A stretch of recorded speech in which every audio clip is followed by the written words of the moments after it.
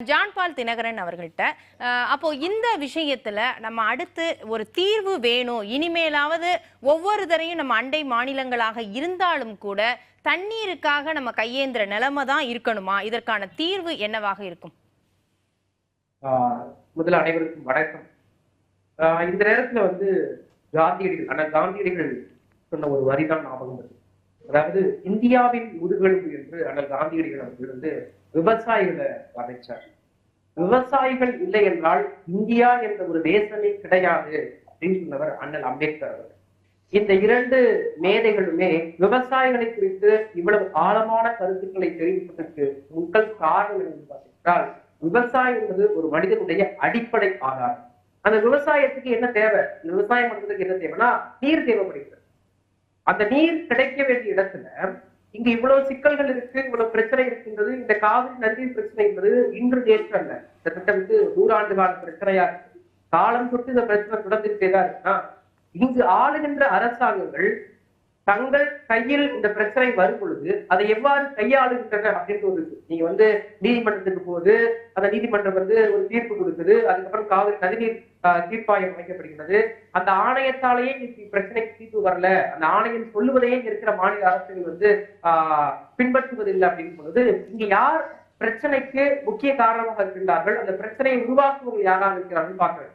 நீங்க இப்ப இந்த பிரச்சனையில பாதிக்கப்படுறவங்க தமிழக விவசாயிகள் மட்டும் எடுத்துக்கிட்டோம், ஒட்டுமொத்த விவசாயிகளுமே பாதிக்கப்படுறாங்க. நீங்க தமிழ்நாட்டு சார்ந்து ஏதோ ஒரு பிரச்சனை வரும் பொழுது காவிரியில் இருக்கின்ற விவசாயிகளும் பாதிக்கப்படுறான், கர்நாடகத்தில் இருக்கிற விவசாயிகளும் பாதிக்கப்படுறான், கேரளாவில் இருக்கிற விவசாயிகளும் பாதிக்கப்படுகிறான், பாண்டிச்சேரி இருக்கிற விவசாயிகளும் பாதிக்கப்படுறான், தமிழ்நாட்டில் இருக்கிற விவசாயிகளும் பாதிக்கப்படுறான். நீங்க விவசாயிகள் பார்க்கும் பொழுது நீங்க ஒட்டுமொத்தமா அவங்களை விவசாயிகளை தான் பார்க்கணும். அவனை தமிழ்நாட்டுக்காரன், கர்நாடகக்காரன், நீங்க மலையாளி அப்படின்னு நீங்க பிரிச்சு பாவனையா பார்க்க கூடாதுன்னு நான் சொல்லல. இது சொன்னது ஐயா அமித்ஷா சொன்னார்.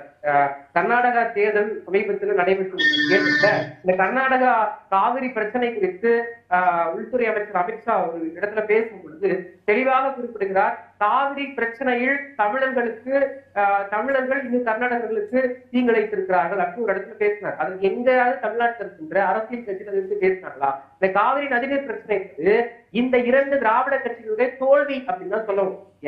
60 ஆண்டு காலமாக இந்த மண்ணை ஆண்டு கொண்டிருக்கின்ற அதிமுகவிற்கும் திமுகவிற்கு தொடர்ந்து இங்க மாறி மாறி ஆட்சி செய்தாலுமே இங்க காவிரி நதிநீர் சிக்கலுக்கு அவர்கள் எந்த வகையில வலிச்சிருக்காங்க? வழக்காடு மன்றத்துக்கு போயிருக்காங்க, தீர்ப்புகள் வாங்கியிருக்காங்க, இல்லைன்னு சொல்லல.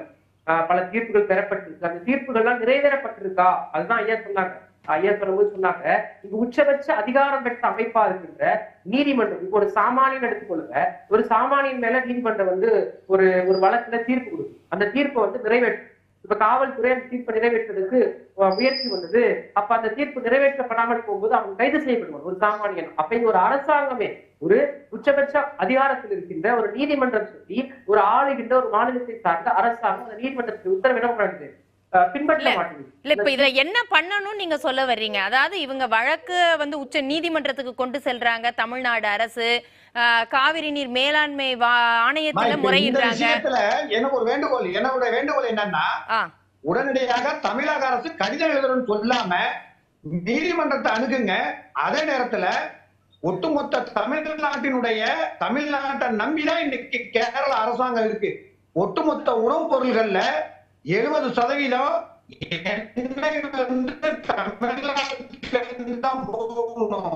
இறைச்சி வகையில பாத்தீங்கன்னா 60%, பருப்பு வகையில பாத்தீங்கன்னா 90%.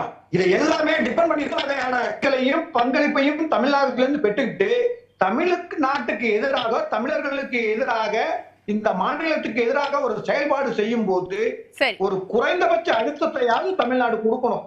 அதை உடனே செய்யணும்.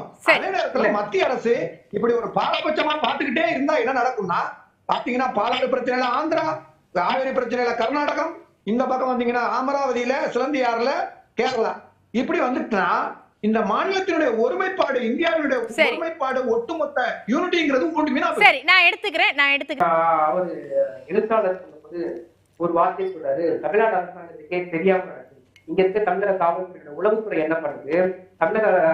தமிழகத்தை சார்ந்த நீர்வளத்துறை சார்ந்த அதிகாரிகள் என்ன பண்றாங்க, இதெல்லாம் வந்து எனக்கு வியப்பா இருக்கு. அவங்க ஐயா சொன்னபோது என்பே சொல்லிட்டாங்க, அது வந்து வனத்துக்குள்ள நடக்குது, கேரளாவோட வனத்துக்குள்ள நடக்கிற ஒரு விஷயமா இருக்கு, வெளியில தெரியல, அதற்கு சாமானிய மக்கள் சொல்லிதான் தெரிஞ்சுன்னு சொல்றாங்க. இது ரொம்ப வியப்பா இருக்கு. எனக்கு என்ன இங்க ஒரு கேள்வி இருக்குன்னா, நான் வெளிப்படையாக சொல்கிறேன், இந்த 2 திராவிட கட்சிகளும் இந்த விஷயத்தில் தோல்வி அடைந்தது. அதுக்கப்புறம் பாத்தீங்கன்னா தேசிய கட்சிகளாக இருக்கிற காங்கிரஸாக இருக்கட்டும், பாஜகவாக இருக்கட்டும், இந்த 2 தேசிய கட்சிகளுமே இந்த காவிரி நதிநீர் விஷயத்தில் தொடர்ந்து தமிழகத்துக்கு துரோகம் தான் நினைத்துக் கொண்டிருக்கின்றனர். அது காங்கிரஸ் கர்நாடகத்தை ஆட்சி செய்தாலும் சரி, காங்கிரஸ் மத்தியில்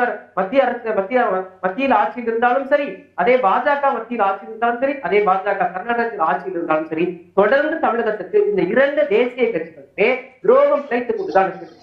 என்னுடைய கேள்வி என்னன்னா, நீங்க வழக்காடு மன்றத்துக்கு போறீங்க, நீதிமன்றத்துக்கு போறீங்க, அந்த தீர்ப்புகள் வாங்குறீங்க, அங்க முறையிடுறீங்க, அதெல்லாம் இல்லாத பட்சம் ஓகே, அதுவே இங்க நடக்க மாட்டேங்குது பிரச்சனை. நான் என்ன சொல்றேன்னா, ஒவ்வொரு காலகட்டத்திலையும் ஒவ்வொரு தேர்தல் காலகட்டத்திலையும் நீங்க என்ன பண்றீங்க, இந்த 2 தேசிய கட்சிகளோடு தான் இங்க இருக்கின்ற 2 திராவிட கட்சிகளுடன் கூட்டணி வைத்துக் கொள்கின்றது. திமுக, இதே திமுக ஒரு காலத்துல பாஜகவோட கூட்டணி இருந்திருக்கு, வாஜ்பாய் தலைமையில இவங்க கூட்டணி இருந்திருக்காங்க. அதுக்கப்புறம் இப்ப காங்கிரஸ் கூட கூட்டணி தொடர்ந்து கூட்டணி இருக்காங்க. காங்கிரஸ் அமைச்சரவையிலும் அங்க வச்சிருக்காங்க, பாஜக அமைச்சரவையிலும் அங்க வச்சிருக்காங்க.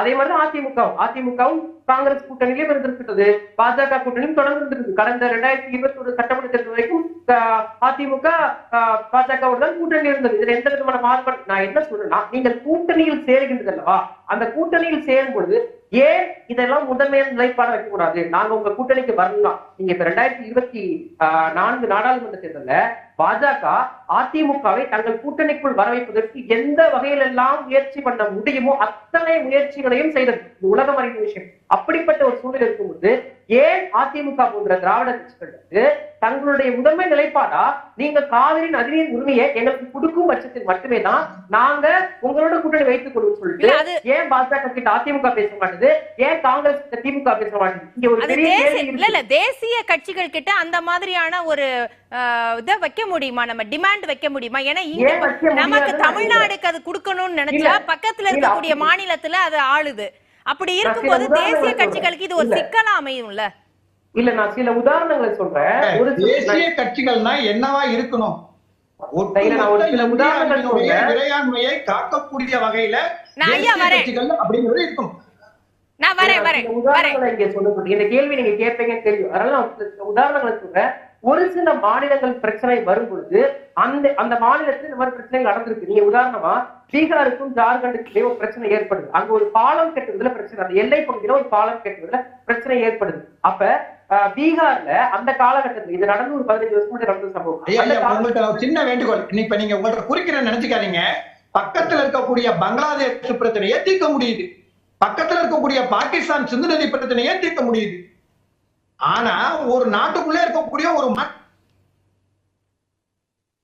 மியூட்ல இருக்குன்னு நினைக்கிறேன் கூட ஒரு மாநிலத்தைய ஒட்டுமொத்த ஒரு தீர்ப்பை சொன்ன அந்த தீர்ப்பை கடைபிடிக்க வேண்டிய அறிவுல சிறந்தவர்கள் வாழக்கூடிய கடவுள் தேசம்னு சொல்லக்கூடிய கேரளாவில் இருக்கக்கூடிய மக்களுக்கோ மந்திரிகளுக்கோ இதை பத்தி ஒண்ணுமே தெரியாதா?